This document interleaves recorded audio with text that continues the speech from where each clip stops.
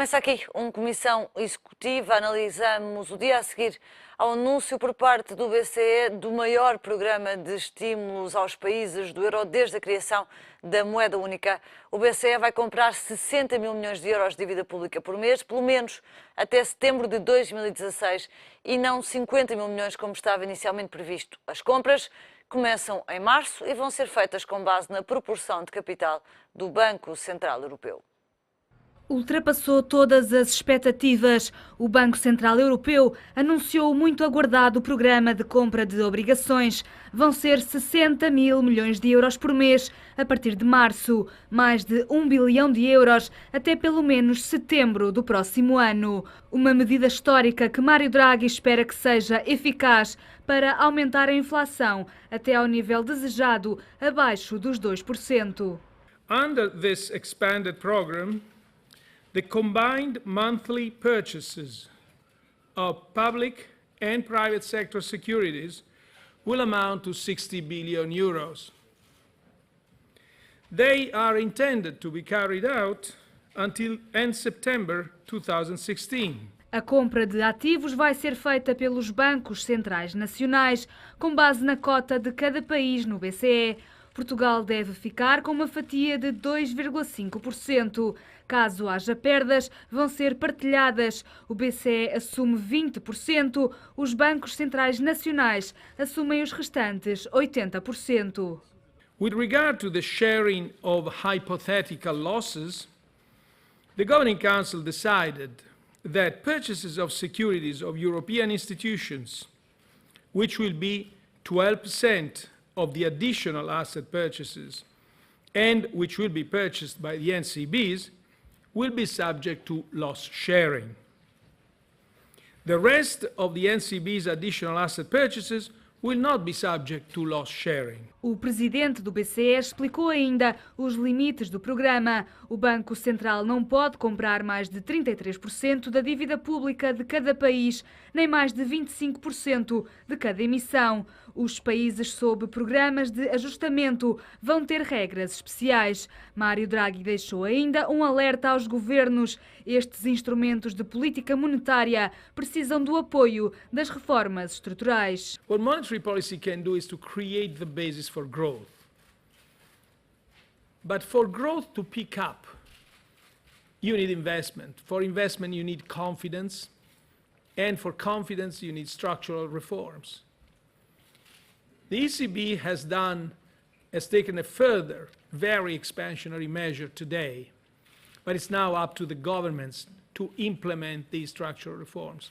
And the more they do, the more effective will be our monetary policy. O programa ficou acima das expectativas dos mercados, que apostavam no montante total entre os 500 e os 700 mil milhões de euros.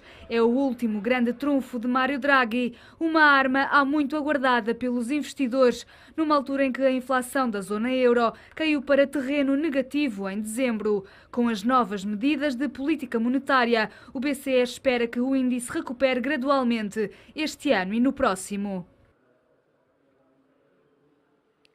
Taufik Rekibi, da Universidade Europeia, Samuel Rocha Lopes, professor da Nova SBE, e Diogo Ribeiro Santos, professor da AES, são os convidados desta comissão executiva, hoje dedicado então ao Banco Central Europeu. Taufik, começava por si, e agarrando aqui na abordagem que o Diário Económico tentou fazer, que é perceber até que ponto é que um ótimo plano, ou aquilo que parece um ótimo plano do lado do Banco Central Europeu, é um plano que tem aplicação prática num país que precisa de capital como é Portugal. Os bancos vão fazer essa transmissão de liquidez à economia?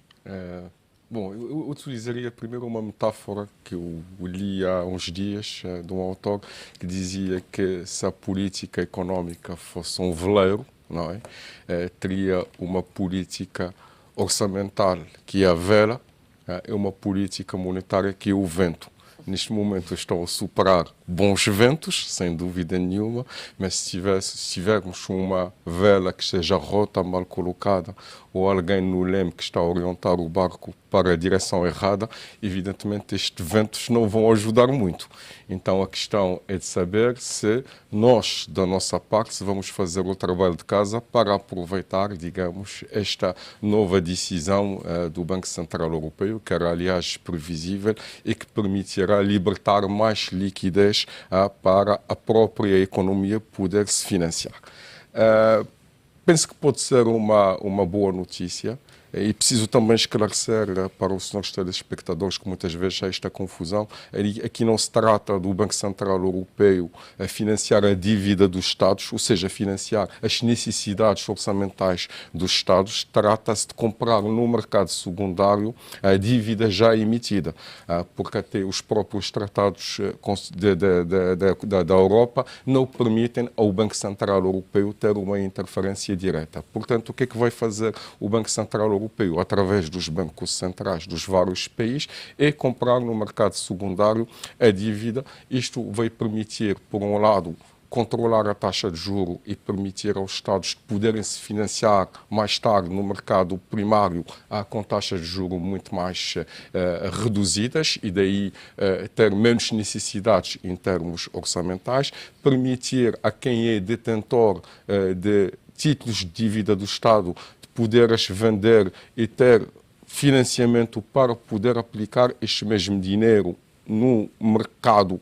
de uma forma muito mais rentável, evidentemente arbitrando entre o risco e a rentabilidade, porque na prática com estas medidas já se verificou mesmo no próprio dia, e aliás o mercado já antecipou isso, estamos a assistir a uma baixa sistemática das taxas de juros, das yields, das dívidas, e por isso que as pessoas, e os bancos em particular, vão pensar em aplicar o dinheiro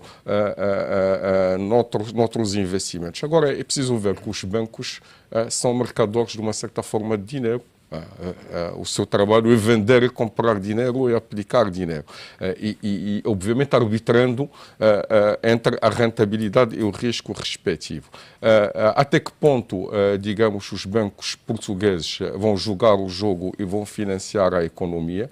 Obviamente, haverá sempre um conjunto de limites. É preciso ver que toda a arquitetura do cálculo do risco se vai ser ou não flexibilizado para permitir, digamos, de assumir mais risco. Ao certo que mesmo assim estamos a assistir no mercado português a existência de muito crédito mal parado, e isto pode eventualmente tornar, digamos, a utilização desta fonte, digamos, de financiamento muito mais complexa, mas creio que o resultado que já está a se verificar, por um lado, a desvalorização do euro, isto é, torna as exportações portuguesas muito mais competitivas e vamos ter uma possibilidade de crescimento. Isto quer dizer que as empresas exportadoras poderão começar já a antecipar algum investimento, a criação do emprego com vista a chegar a outros mercados onde vão poder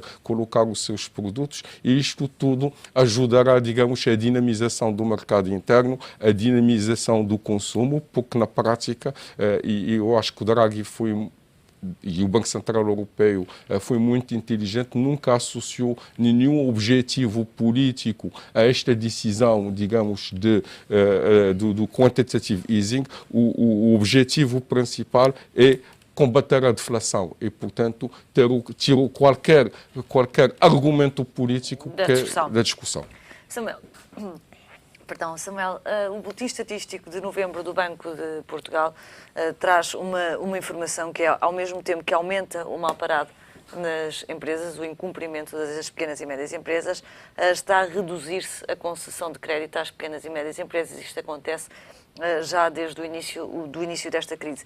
Esta é a realidade que nós temos atualmente. É capaz este plano de alterar esta equação? Os bancos estarão disponíveis, como dizia o Taoufik, para rever os seus modelos de risco? Este plano é essencialmente, conforme foi transmitido pelo Banco Central Europeu, essencialmente eu acho que é para atingir a inflação, ou seja, a deflação que temos estado a verificar na Europa. E já há alguns meses. Portanto, é um plano que aparece, quanto a mim, até um pouco tardio, face à inevitabilidade da situação que estava a ocorrer nos últimos meses. Portanto, o principal objetivo é a inflação. É aumentar os preços, aumentar um bocadinho a confiança, aumentar as expectativas de inflação futura, e isso é essencial para que a economia, pelo menos, não continue a decair. Nós temos os vários indicadores europeus que estão a dar sinais de muita fraqueza, mesmo com o crescimento que existia em alguns países era muito ténue, muito frágil, sempre foi visto isso em vários relatórios, pelo que essa era a principal função. Daí o próprio valor do programa é um valor que é interessante, não é tão baixo como alguns estavam a prever, o que seria de facto ineficaz se estivéssemos a falar na ordem dos 500 mil milhões de euros, seria meramente uma... Isto apesar, desculpa interrompê-lo, Samuel, mas apesar de em linhas anteriores disponibilizadas pelo Banco Central Europeu se ter ficado muito aquém em termos de utilização real daquilo que estava a ser emprestado pelo Banco Central Europeu. Exatamente. Porque aqui é que está agora essa situação que iria passar agora para a parte exatamente do crédito. Porque, obviamente, que existia uma segunda objetivo, que seria exatamente propiciar liquidez, portanto, que os bancos pudessem começar a fazer esse canal de transmissão para a economia real, que é o que não está a acontecer. Nós temos estado a verificar sempre que os mercados financeiros continuam sempre a evoluir muito positivamente, mas depois a transmissão disso para a economia real não tem estado a acontecer na Europa. Ora, este plano, e em comparação com os Estados Unidos e mesmo com a Inglaterra, poderá não conseguir atingir esse objetivo do crescimento e passagem para a economia real. E Portugal é um bom exemplo disso. Os bancos portugueses têm conseguido, de certa forma, ter liquidez necessária para poder fazer esses empréstimos às empresas. O que é certo é que nós temos problemas na nossa estrutura em Portugal, em termos dos bancos, por exemplo, e depois as próprias empresas. Os bancos não têm capital suficiente para poder transmitir esses valores nas empresas. E as próprias empresas estão muito endividadas.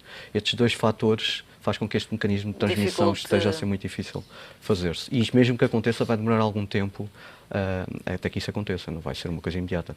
Diogo, sua apreciação deste plano e capacidade de eficácia em Portugal?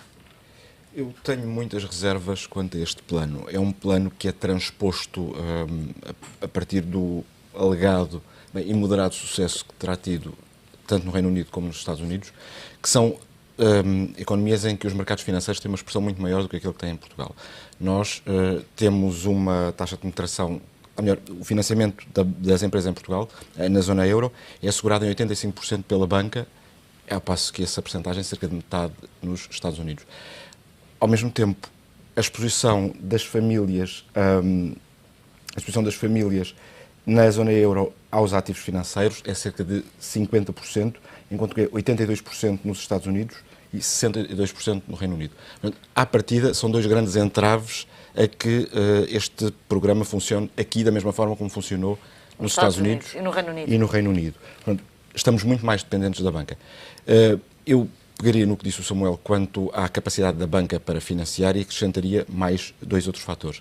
A banca, além de não ter liquidez suficiente para financiar a economia, tem um problema, que é um problema de maturidade. Muita da liquidez que tem é uma liquidez de curto prazo. E para financiar a economia precisa de depósitos a longo prazo. Ou seja, precisa de receber depósitos a longo prazo para poder financiar a longo prazo. O financiamento do investimento não se faz no curto prazo. Mas justamente este plano do banco, e o Diário Económico já fez as contas, no limite, aquilo que é possível libertar do balanço da Banca Nacional para o BCE, o Banco de Portugal, já que o Banco Central, e já lá vamos, é que vai assumir parte aqui desta operação, no limite são 28,3 mil milhões de euros, aos quais se subtrai aquilo que já está nesta altura no Banco Central Europeu. Estou a fazer as contas à cota que Portugal tem no BCE, que é cerca de 2,5% do capital. Esse dinheiro não resolve esse primeiro problema do qual estava a falar, que é a falta de liquidez da banca? Sim, esse problema resolverá. Temos agora de saber qual é o prazo em que essa liquidez adicional vai ser concedida. E depois, além dos modelos quantitativos do risco, existe a percepção do risco. Ou seja, nós estamos preocupados, apesar de eu achar que o financiamento à economia depende, em parte, da capacidade dos bancos em emprestar a longo prazo, o plano não tem por trás A filosofia que está por trás do plano não é fomentar o investimento, pelo contrário, é fomentar o consumo. O que este plano quer, ao apostar na compra de dívida pública entre os 2 e os 30 anos, é alisar a curva das taxas de juros. As taxas de juros de curto prazo já estão muito baixas, perto de zero. O que se trata é de fazer com que baixar todas as taxas de juros em todas as outras maturidades. Portanto, estamos a sacrificar a poupança para apostar tudo no consumo. Isto sem uma expectativa de rendimento aumentado das famílias que poderia fazer com que essa opção até pudesse fazer algum sentido. Sim, não, nós já temos taxas de poupança muito baixas. Portanto, tudo isto acaba por não contribuir para que os bancos se sintam mais confortáveis para financiar a economia, não vão financiar o consumo, vão financiar o consumo e não a capacidade produtiva das empresas. Além de que, outra coisa, mesmo que os modelos quantitativos do risco sejam alterados, a percepção do risco continua igual. Quer dizer, a força motriz dos ciclos económicos não é o consumo, é o investimento e é o emprego. E tanto o investimento como o emprego dependem de um clima económico favorável em que se tenha uma certa segurança ou uma certa confiança quanto àquilo que vai ser o futuro, quanto àquilo que vai ser a evolução das taxas de imposto, quanto àquilo que vai ser a política orçamental, quanto àquilo que seja um consenso estratégico em torno dos principais temas na União Europeia. E eu penso que até nisto, este plano, feito um bocadinho à força e contra a vontade da maior economia europeia, não vem contribuir para criar um clima de confiança. Então, aquilo que o Diogo fala, ou de que fala, é de reformas estruturais. A questão dos impostos, a questão dos compromissos. Isto são tudo matérias que há quem diga, quando olha para este plano, que este plano desincentiva de alguma maneira. Não, eu acho que não é exatamente isso.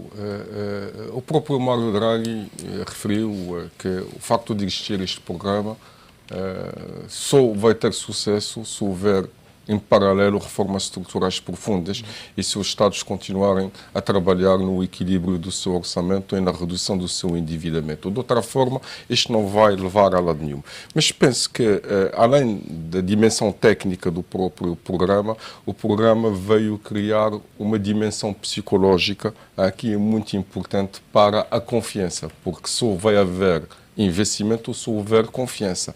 E o Draghi não podia fazer outra coisa. O Draghi, neste momento, já esgotou todas as armas convencionais, já não tem qualquer possibilidade de ir pela via da taxa de juros que está vizinha de zero, então puxou por uma nova arma, que porventura foi testada noutros países com maior ou menor sucesso, portanto é aquilo que está neste momento ao seu alcance, porque o Banco Central Europeu não tem por papel de interferir na política orçamental. E a política orçamental é um papel que é desempenhado pelos Estados. Agora vamos ver como é que os Estados vão reagir para fazer com que este sinal, este bom vento que está a soprar, seja um fator que alavanca outras coisas. Evidentemente, se por um lado estamos a alavancar o consumo, muito provavelmente o aumento do consumo interno pode ser o indicador para os investidores aumentarem a sua atividade, sabendo que o facto do próprio euro estar a desvalorizar vai travar certamente as importações. Portanto, as importações tendencialmente vão baixar. Estou a falar a nível europeu. Provavelmente em Portugal isto não vai acontecer tanto porque a nossa cadeia de valor em termos de exportação tem uma parte substancial que é constituída por produtos importados, mas tirando isso, acho que o facto do mercado europeu, da zona euro, começar a importar menos e o facto de haver financiamento para os consumidores, isto pode levar os consumidores a consumir europeu, consumindo europeu, vão dar um sinal às empresas que existem cá e aquelas que estão lá fora que podem achar que, devido ao aumento da competitividade da própria Europa, podem instalar as suas unidades industriais aqui, exportadoras para outros mercados, isto pode se tornar interessante. Agora, é verdade que é um instrumento que é necessário na conjuntura atual, porque estamos a falar da conjuntura monetária, mas não é suficiente. O meu receio é que os Estados vão numa lógica de expansão orçamental, em vez de continuarem a fazer as reformas. O período eleitoral nesse aspecto em Portugal eventualmente não ajuda. O período eleitoral não ajuda e também é preciso ver que a conjuntura geoestratégica também não está a ajudar. Ainda há uma semana, o presidente francês já veio fazer marcha atrás relativamente às medidas que tinha anunciado, por exemplo, na redução das Forças Armadas. A dizer, olha, estamos com um problema de segurança e já está a recrutar mais forças de segurança. Isto quer dizer, vai encarregar ou carregar mais o seu orçamento com despesas adicionais. Portanto, é esta dificuldade que eventualmente pode minar, digamos, este sinal com o próprio Banco Central Europeu. Agora, eu não quero acreditar que o Banco Central esteja a atuar em paralelo aos vários governos europeus. Portanto, estas decisões resultaram, obviamente, de todo um trabalho de bastidores onde toda a gente foi envolvida, incluindo a própria Alemanha. Mas, senhores, vamos fazer aqui uma curta pausa nesta comissão executiva. Voltamos já a seguir.